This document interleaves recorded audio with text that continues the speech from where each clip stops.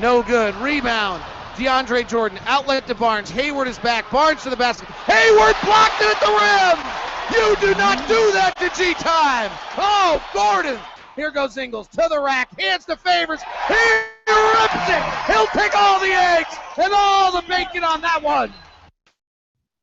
This is Gordon Hayward. We are ready to tip it off. Are you? Let's do this. Heck of a game last night. Lots of fun. We'll give you the NBA 5. We'll dig deep into last night's game with a bunch of video and breakdowns and things of that nature and talk about it as well. It's all come up. Let's take your questions. It's all on today's edition of Tip-Off. Pow! Good morning. I'm David Locke, or whatever you might be tuning in, wherever you might be tuning in, however it might be, whatever country, wherever you might have been. Thank you very much. Good morning. For those of you that are live with us as we have a cup of coffee together, or wherever you might tune in at work, good afternoon. This is Tip-Off. We do this podcast at Locked On Jazz. We try to give you lots of information at Locked On Jazz. We give you Tip-Off every morning. We give you postcast with Ron Boone after games. We had an audio problem yesterday that I'll try to get fixed and get the audio up on iTunes. We give you Empty the Noggin after every game, which is a stream of conscious about the Jazz, and then we give you other things throughout the time. You can subscribe at Locked On Jazz on iTunes.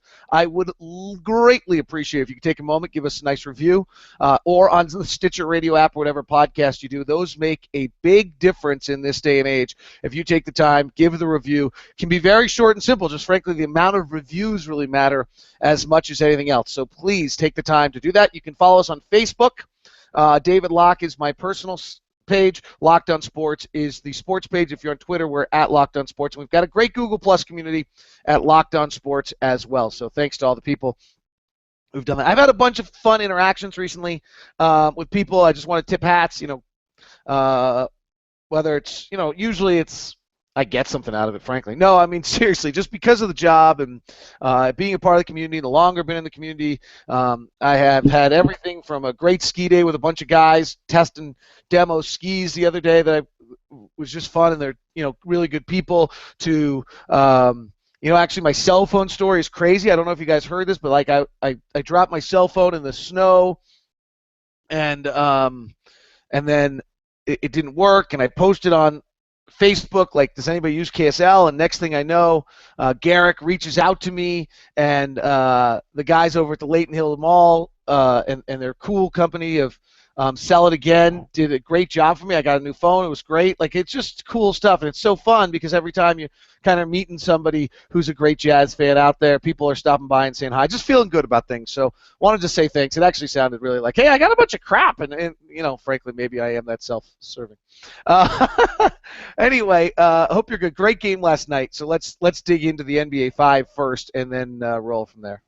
This is Steve Novak, and you are Locked On Jazz. Thank you, Steve. Kyrie Irving dropped 55 last night. Jumps out to me more on the 55 was that Kevin Love, without LeBron, was 3 of 15, missed 11 straight, may have left the game late. He's really scuffling with that back, and Kyrie dropped a double nickel last night to carry Cleveland. Cleveland's schedule, by the way, is pretty soft, and they're going to get this thing rolling.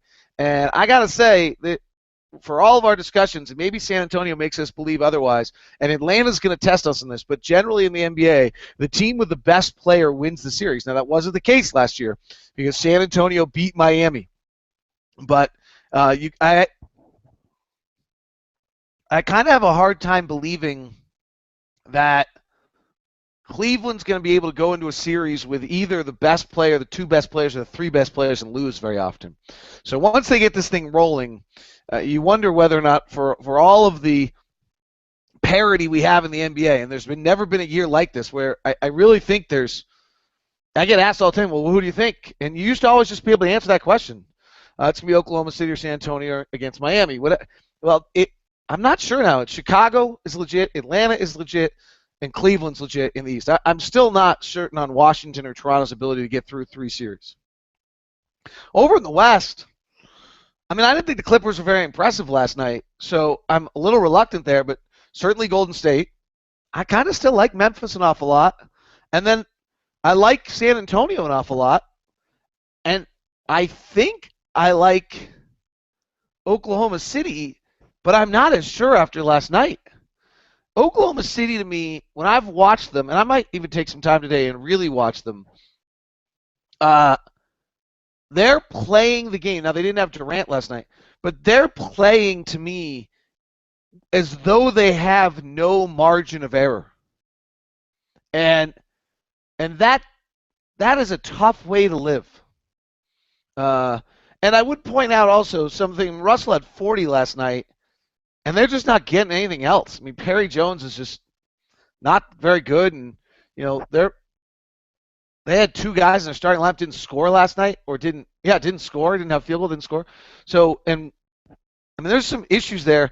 It is worth noting that as good as Dion Waiters looked against us, and everybody was so excited about it, Dion Waiters that has been in Oklahoma City is exactly the same as Dion Waiters that has been in Cleveland.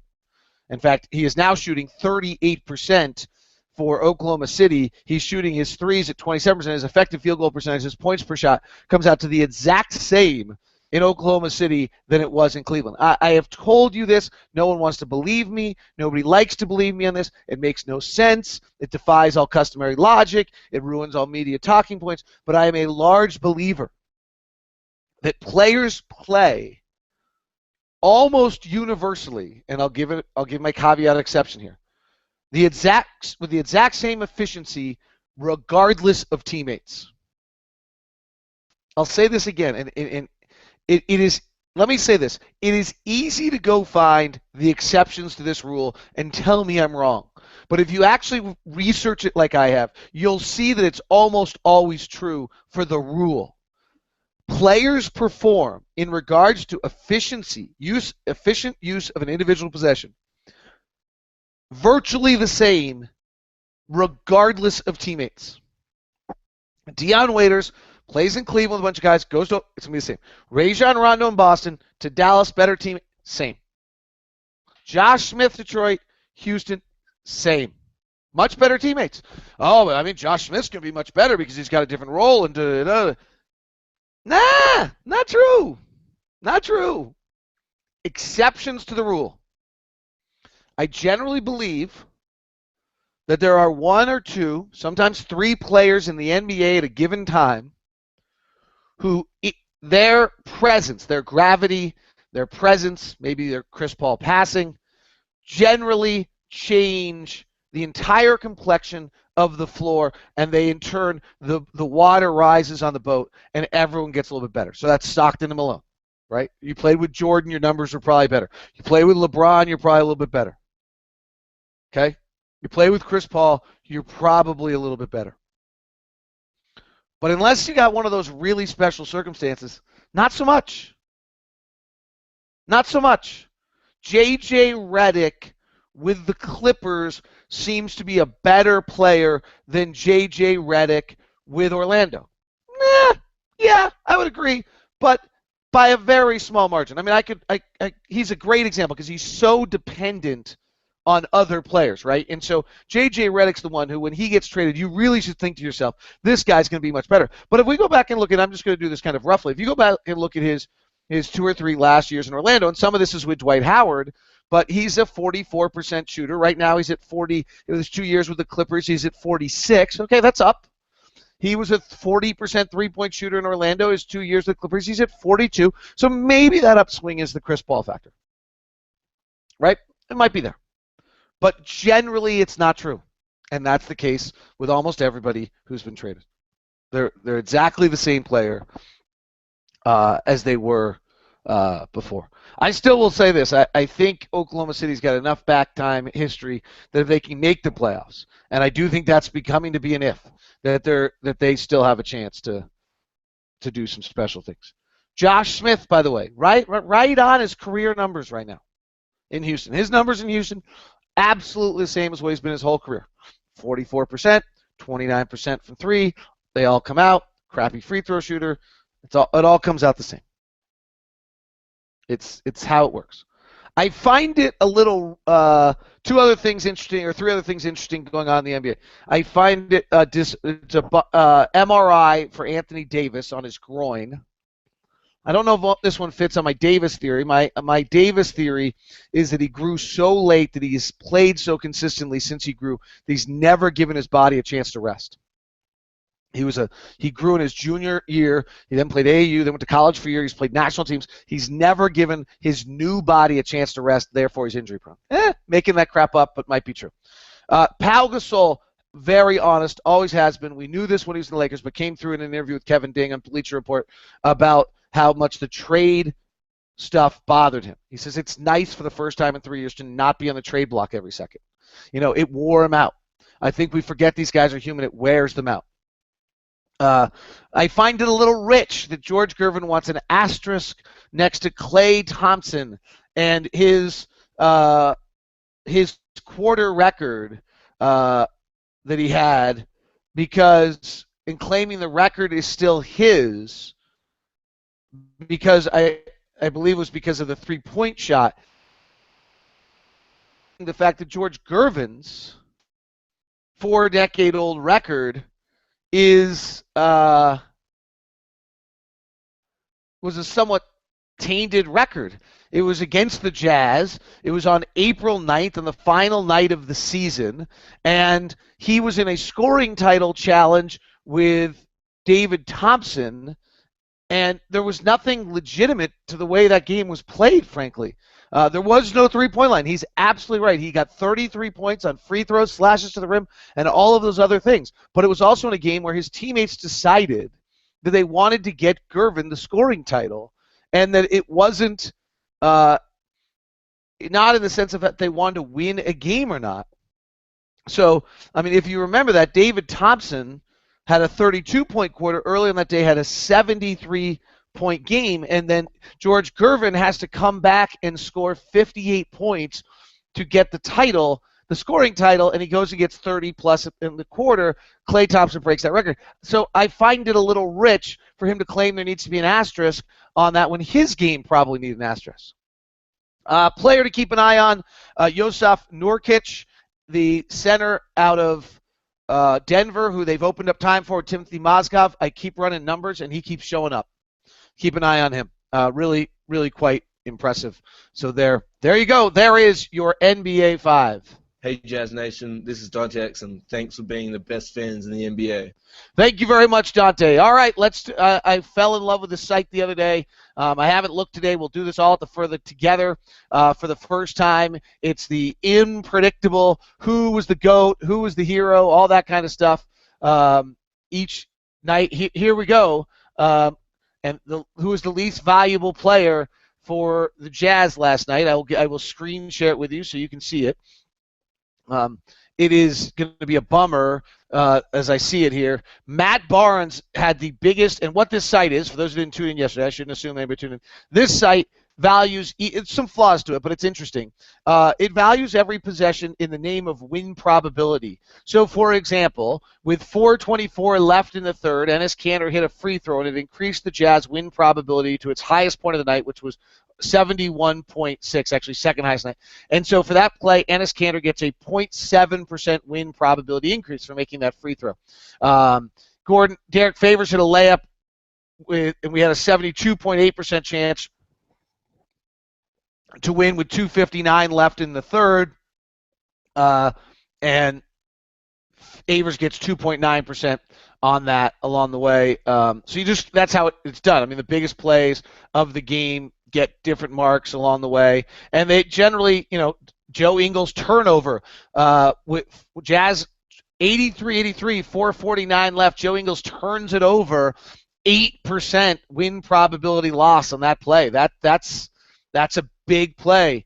Turnaround later, and the Jazz end up with Blake Griffin misses a shot, and the Jazz get a rebound. It actually increases the Jazz win probability a good deal on that one. So it takes every play, looks at it from a win probability, the importance of the play. So in other words, a bucket in the fourth quarter is more important than a bucket in the second. And the most valuable player of the game was Matt Barnes. Sucks, because Matt Barnes is annoying to watch. Gordon Hayward was the least valuable player that night for the Jazz. Enes Kanter was the most valuable player with an 11% win probability added, then followed by Favors. Gobert in his 10 minutes had a positive impact. Trevor Booker, Elijah Millsap, Joe Ingles, Dante Exum, Trey Burke, and Gordon Hayward on the bottom of that one. There's some flaws in this. I think it's an interesting way to look at it. I think what it really does is gives us a very good chance of being able to see whether or where and when you get impactful plays. And I think that's maybe the most important aspect of this little note. So just wanted to share that with us. And I thought Ennis was just terrific. And that's another one of those nights where when you're starting to look at the Jazz and everyone wants to make these big decisions every day, and frankly the Jazz have big decisions they have to make coming up for the first time here in February as the trade deadline gets close. Watch Ennis last night. Hard to give up on that, right? You can love Rudy all you want. You can love Derek all you want, but why does it have to be either or? Hard to give up on that night. I mean, Ennis has suddenly linked some pretty big nights. I'd like it if he had more assists, right? I'm always up on him about that. I'd like him to do things that make me think that his team wins because he's doing those things. But frankly, last night he outplayed Blake Griffin and then got under his skin, which, might be as easy as like, God, Blake pisses me off. I tell you what, it's like the guy's so good, so incredibly talented. I'm always trying to buy in, and then I have to watch him play. And he's got to be he's the Bill Laimbeer of this era. The problem is he's good. Bill Laimbeer was pretty good, but Blake Griffin should be one of our favorite players in the NBA. Our engineer, Rick Miller's daughter's got her Blake stuff on and all this crap, blah, blah, blah, blah, blah. And then she calls him or texts him, Dad, I got to admit, he's kind of a baby. Right, he's a total baby. Like, why you got to be like that?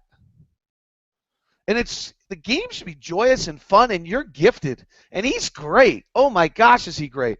But, gosh, is he a pain. I don't even know where I was. But Ennis outplayed him last night. Really, not that complicated a conversation.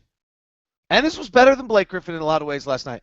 And what's interesting to me about Ennis that I'm really seeing developmentally is his mid-range game is gone. He cannot make a mid-range shot at all right now, which was supposed to be a huge part of his game, is completely gone from him. He'll get it back. He's got great touch. He's a remarkable shooter, but he's finding a way to play without it. I mean, guys, I think this is really important. Ennis last night has 21 and 11, 8 defensive boards in the game last night. But if we take a little look at Ennis here for a recent period of time, and you start to look at his numbers, it gets pretty fascinating. And I'm going to do it. It's going to take a second, but I'm going to get this for you. So if you look at what he has done over the last, we can look at it 5 games, 10 games, 15 games, 20 games, whatever you would like. In the month of, since December, he's averaging 15 points and 8.5 rebounds a game.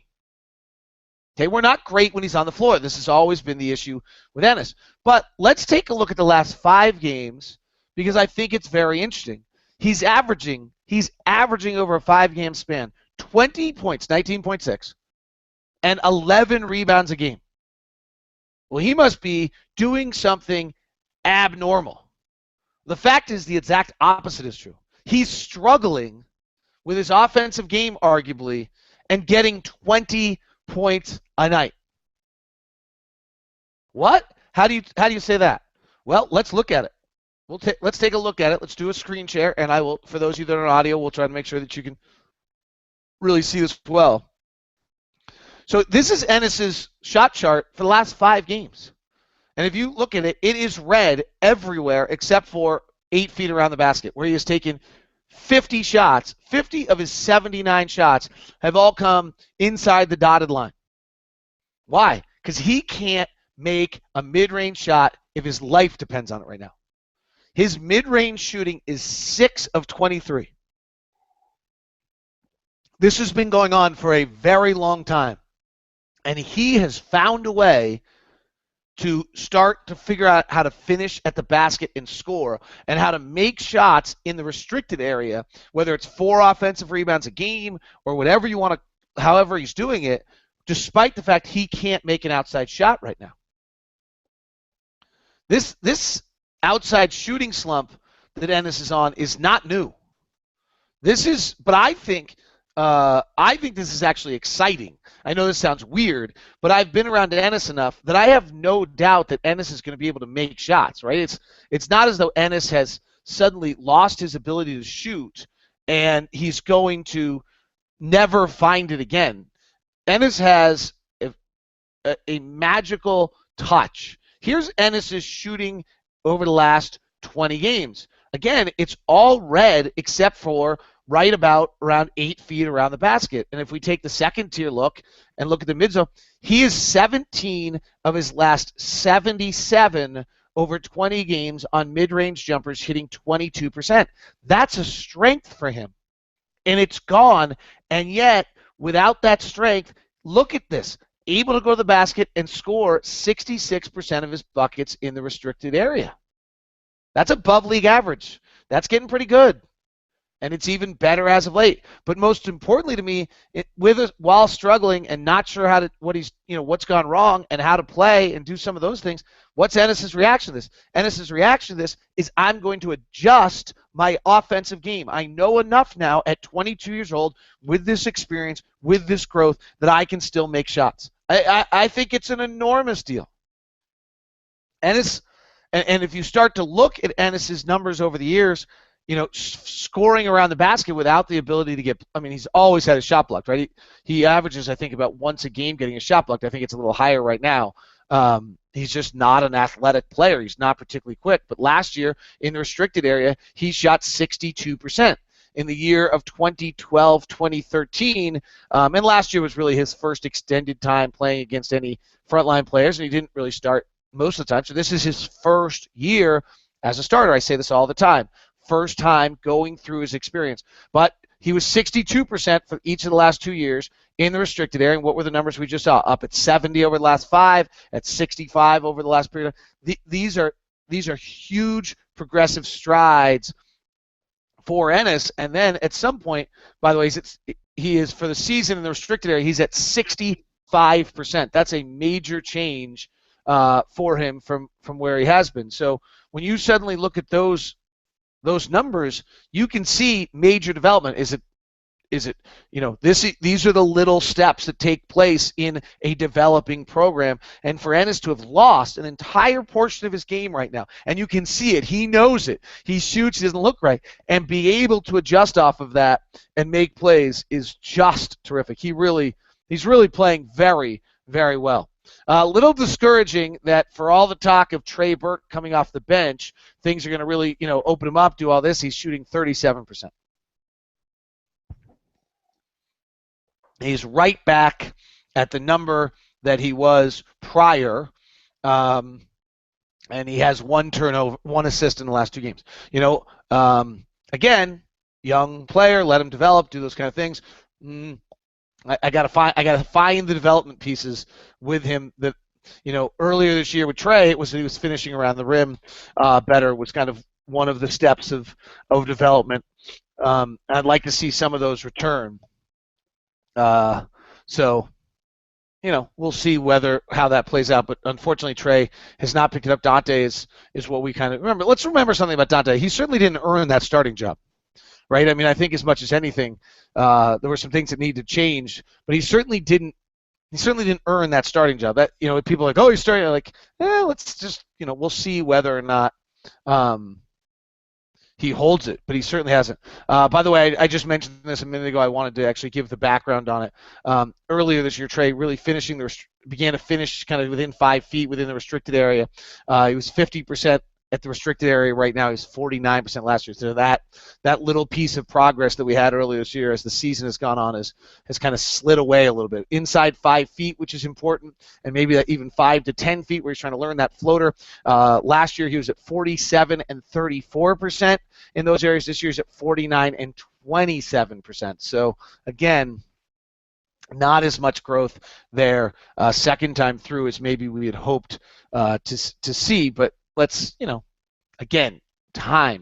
No, everybody wants to make these vast,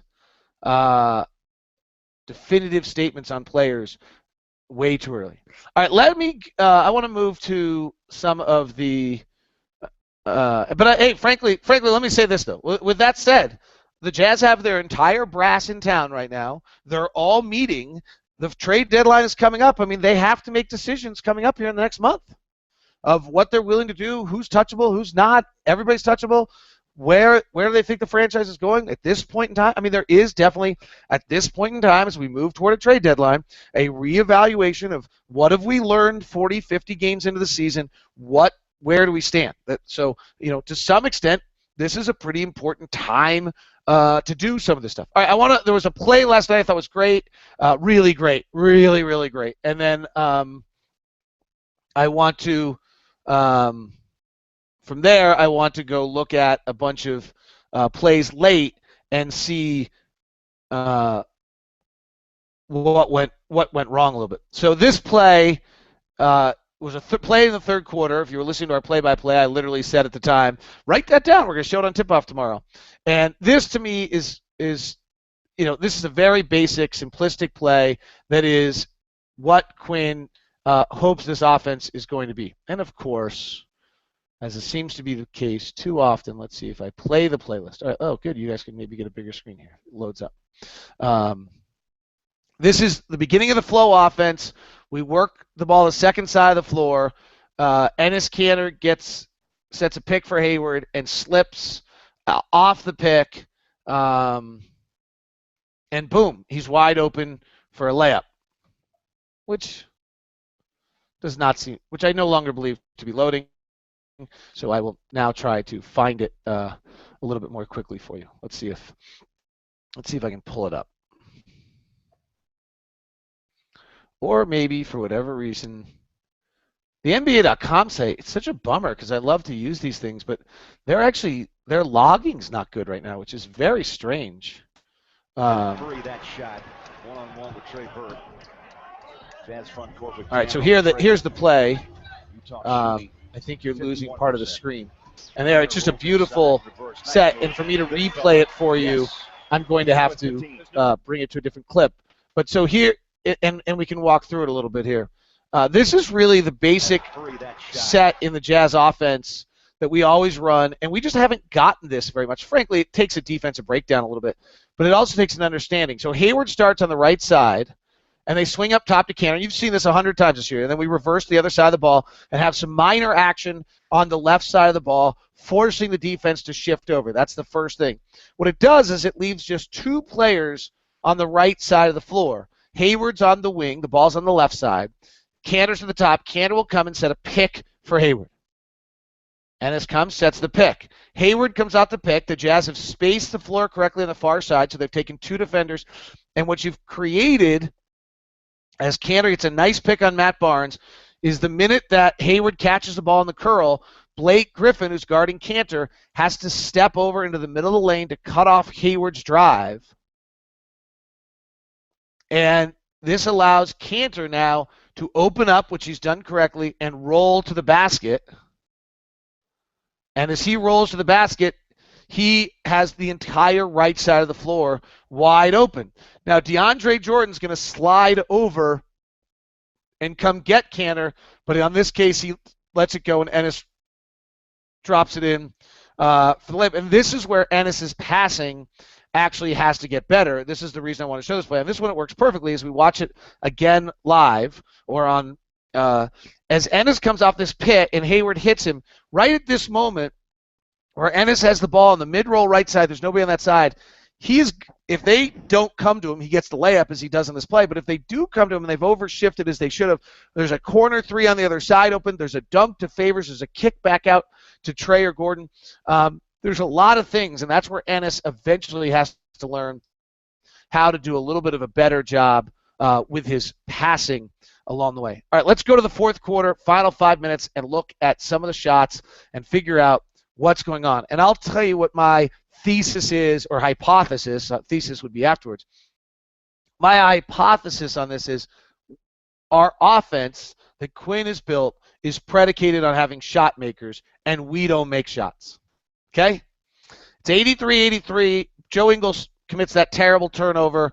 And now it's 4:22 left in the fourth quarter. And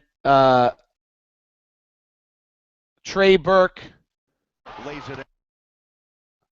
Trey Burke's going to miss a layup on this. I need to screen share it for you. And we're going to look at about 5 shots here, and I will try to walk through and be cognizant of those of you that are on audio as well of what's taking place here. Except for the fact that this site sucks. Oh, here we go. Oh, I spoke too soon. I'm sorry, site. Oh, wait, no, here we go. Now it's buffering. Maybe it's my internet speed. Maybe it's back that Twitter up. My tweet jack with 800 different things.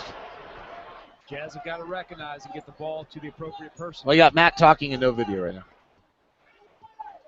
9 turnovers, 10 points scored off of those turnovers. 8 and 7. This is really That's weird. the number for LA. For those who are watching the video, I have muted Bowler and Yes, Matt. Inside, Ennis with 20. Okay, so here is the play, and the video is the audio that's coming is way. Favors and Canner. Now, this is a problem, I think. There's 12 on the shot clock, and the Jazz have not gotten into their play yet. I know I'm talking over Bowler and Matt, and I don't. There we go. This to me is a problem. There's 4:30 left. There's 12 seconds. Why? Why is there possibly 12 seconds on a shot clock before we've even made a pass or done anything? This drives Quinn crazy, and it's got to be addressed. This is a major problem with our offense. So there's 4:40 left. Trey comes across the half line with 20 on the clock. We will do nothing in the next 9 seconds. Here's Trey standing up top, going through his legs, and then Derek starts a pick, doesn't come. The first pick of the play is set by Derek to Gordon Hayward with 12 o'clock. What is that? Is that youth? Is that inexperience? Is that not knowing what to do? I have no idea. But that leads you, without a LeBron James, Kevin Durant, Russell Westbrook type, to be screwed. I mean, the shot clock's already short enough, and now we're starting with 12. Trey dribbles. He doesn't make the first pass. He rolls to his right. For now, a pick and roll favors. Now, here's part of the question that has to be asked. Is there anything sinister going on here? Is somebody running away from a shot? Is Trey selfishly keeping the ball to get himself a shot? Like, what is there anything beyond just an inexperienced team? That's a first question. If I'm a coach, I want to look at this and try to figure out if I know this team well enough. Do I have anything sinister going on? I don't think so. But honestly, that's the first question. Then, all right, so now Trey goes away from the pick, drives the lane, gets inside, and wild layup, misses. Cantor taps it up and in. That's where Ennis, we got to talk about this. Ennis is getting 4 offensive rebounds a game. It's easy to decide that doesn't really matter. Oh, it's only 4. He's not making it. Okay, what happens if Ennis got 4 steals a game for fast break layups? Right? It's not any different. It's really not any different than that. It's a huge deal that he is getting these plays. A huge deal. If you were to think of an offensive rebound as a steal of an outlet pass for a fast break, it would be a bigger deal. Probably how we should think about it. All right, let's go to the next one. This is going to be a Trey missed 3 in here. And I'll try to walk you through it a little bit. Trey comes up the front court. First pass of the offense is made at 17 on the shot clock. We're a little better, but still, why so long? We could be at 19. It's a big difference. Quinn's pushed it all year. We get through our opening set. We're working around the outside. We've made no inroads. The play is called Circle for Trey. So this is a play. It's called Circle. It's for Trey. He's going to make this pass. He's going to run around. So there's the first pass, and if you watch Trey, he's going to come off a pick here on the bottom from Hayward, and they should get a top pick from Cantor, which he gets, and he comes around, and he's got a 3, and it's pretty contested, and he's got Ennis Cantor on a post-up, wide open against Blake Griffin with 11 on the shot clock. I would call this a bad shot. That's just my opinion. And that's great defense by Chris Paul. If you watch how Chris Paul, veteran player, closes out on this, watch how he over-closes out on the curl, and then is able, jumping the lane, cuts off the drive, and then is able to get out from the right side on his right-hand shot. But I would say going into the post to Ennis there, one more pass probably makes that a better possession by the Utah Jazz. All right, Gordon Hayward, a scoreless fourth quarter or field goalless fourth quarter for the second straight time against the Clippers. He missed a wide open three that he just bricked, and they have Matt Barnes on him. Frankly, from those two plays we just looked at, there wasn't a lot of chances for him. So let's look here. Here's a miss by Gordon with 2:50 left. It's now 90. This is a big possession, 90-85. I looked at the play call. I think it's a 4-out. It's an interesting play here.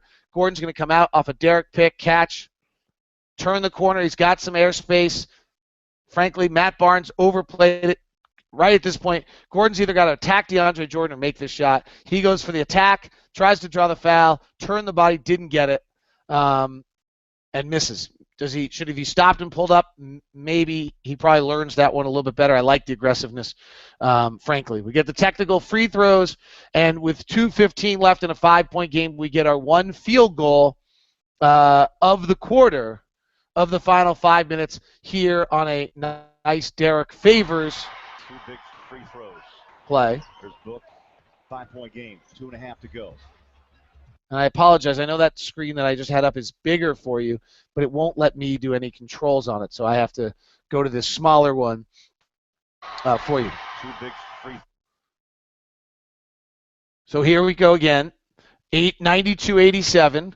Let's see what we do here. First pass, 17 on the shot clock. Not bad. Again, Quinn would probably like 19. Let's see how we execute this. We get to Favors, swing it to the side, quick screen. Cantor's where he's supposed to be. This is our open post offense, which leaves an open side for either Derek to roll or Trey to work. You've got shooters spotted on the outside. Cantor is perfect. He's waiting. He'll come to the strong side if the play is there. And Trey gets it knocked away from him by Chris Paul. I mean, that's such a bummer right there. Chris Paul's great, but everything is set up perfectly on that play. Favors is on the pick.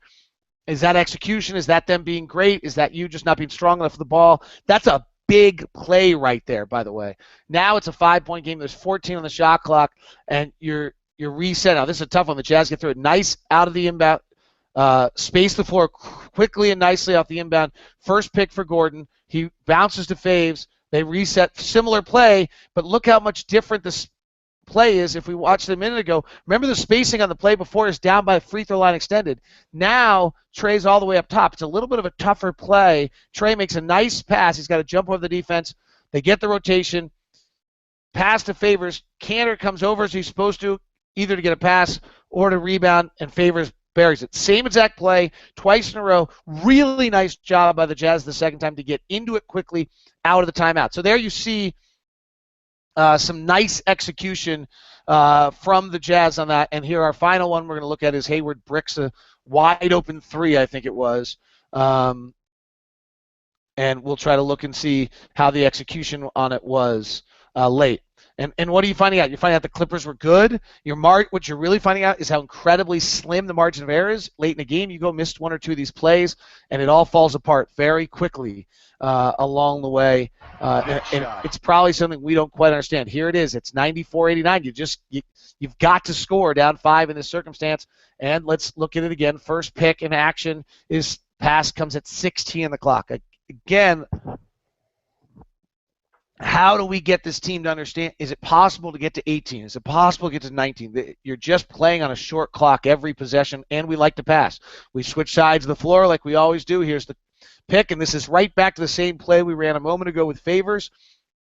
Trey is here, Favors is there, and Derek's going to roll to the left. That pass is not available this time. Gordon is wide open, frankly. They got a mismatch somewhere in here. Blake Griffin ends up on Gordon because they were switching everything, and Gordon just misses the three terribly. Let's go watch this again, figure out where the mismatch is, and in addition, is Gordon not ready to shoot or what? But that was a little surprising. Here's the opening pick, so they're switching every pick here. So this means that Blake suddenly ends up on, and Matt Barnes on S. Nice to have Matt Barnes' length. Jazz could probably do some of this if they get athletic bigs with the length of Gordon at the 3 if he ends up on a 4. Barnes now rotates over, and you can see, look how much faster. Remember, Barnes got beat the time before on the little pop to Favors. This time Barnes is all the way up. So they know. And Trey, this is a good play by Trey. He's going back to Gordon, who has the mismatch on Blake. And Gordon just terribly missed a three. I don't know if there's an overall consensus there. We probably need to have a quickness, a confidence. We're probably not entirely confident in what we're doing, so we're into things a little slower than we need to. Would probably be my guess. Some of that comes with time. There's got to be just a value to everything we're doing that's particularly important. All right, let's run through some questions here quickly. With the consistent poor play of the Jazz point guards, do the Jazz need to put point guard back on the top of the need list in the upcoming draft? No, I mean, I think Dante's 19 years old. I don't know what anybody expected out of him. Or actually, this is exactly what I think people should have expected out of him. People around the league still adore him, think he's going to be fabulous, but it's going to take some real time for him to become ready to play in this league. And our franchise is probably waiting a little bit on Dante. We make these comments, we forget about them, right? Like, I think that's kind of what we all knew this whole time, is that we're waiting on Dante. But then the season starts, you get into it, and you get pissed off because the Clippers are a bunch of little whatever word you want to use, and you want to win. What is your player comparison for Little Millsap? Do you think he can become Damari Carroll, the Atlanta Hawks, defense and threes? Well, I guess. I mean, yeah, you'd like him to be a D and 3 guy. He's got to stop turning the ball over. I mean, they're just, he's got to stop being a mistake player. He's got to adjust his game. He was a scorer in the D League. He's not going to be a scorer here. I really love. I got to figure out how to phrase this correctly. I really, really love what he's done. I really love his defense, his tenacity. I think, I think your dream on him is he becomes Tony Allen. If you want to try to find the dream, the reality is there aren't a lot of guys who spend 5 years in the D League who then become, major rotation players in the NBA. So let's just at least make sure we cool the Jets a tiny bit. But yeah, I think Tony Allen. Maybe Damari Carroll, but I mean, he makes a play or two a night where he's just up and on someone. He causes a lot of tenacity, defense.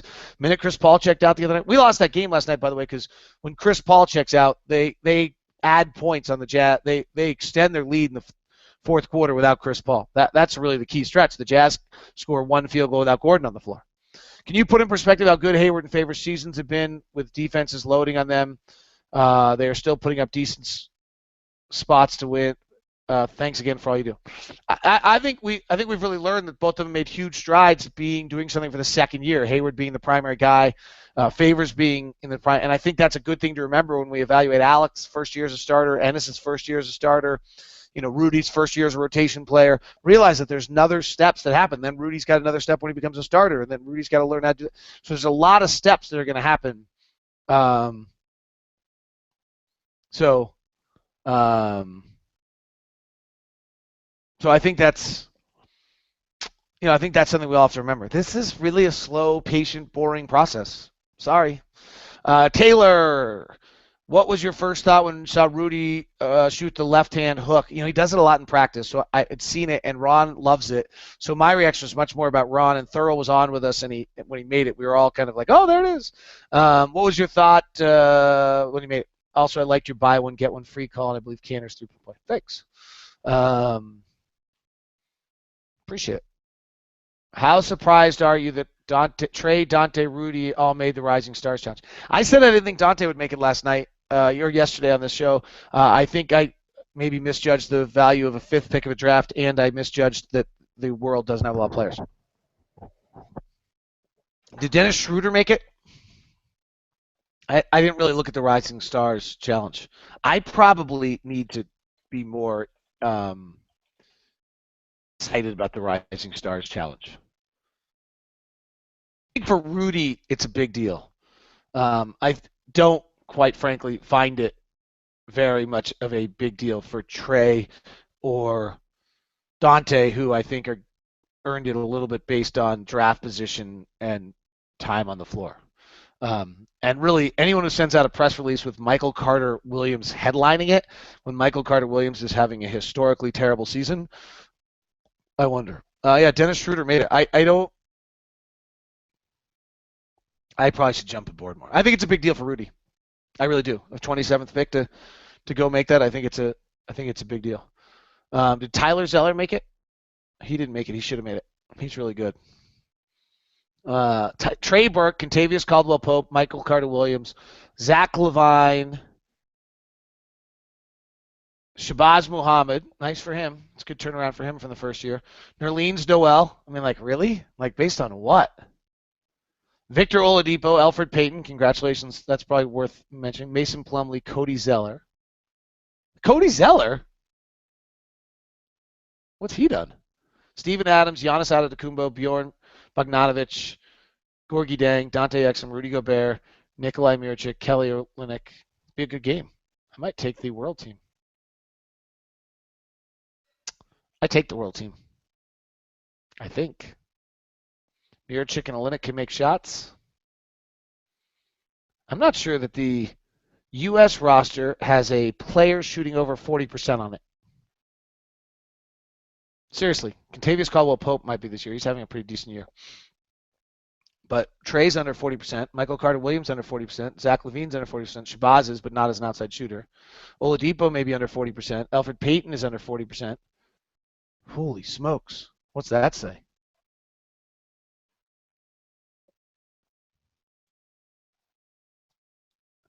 Rudy's found himself open under the basket a lot this year, and the team hasn't figured out a way to even try to get him the ball. Last night they tried a few times, but they won't lob it up. Why can't the Jazz get him the ball on lobs like a Dallas team would? Well, I think they'll have to evolve and figure it out. I also think Rudy's got to be consistent of where he is all the time, so that they learn to know that. A lot of it's playing together, right? Got to learn how to and understand each other and play the game a lot. And it's nice to throw it up, but Rudy doesn't have a lot of great physical strength, so if there's anyone in between who's going to body bump him, he's not going to get there. Our lob percentage isn't that good either, by the way, on it. It's a two-way street. Your question is written as though it's the guard's fault. It's a two-way street on that one. All right, that wraps us up. Long, extended edition of Tip-Off today. Have a good one.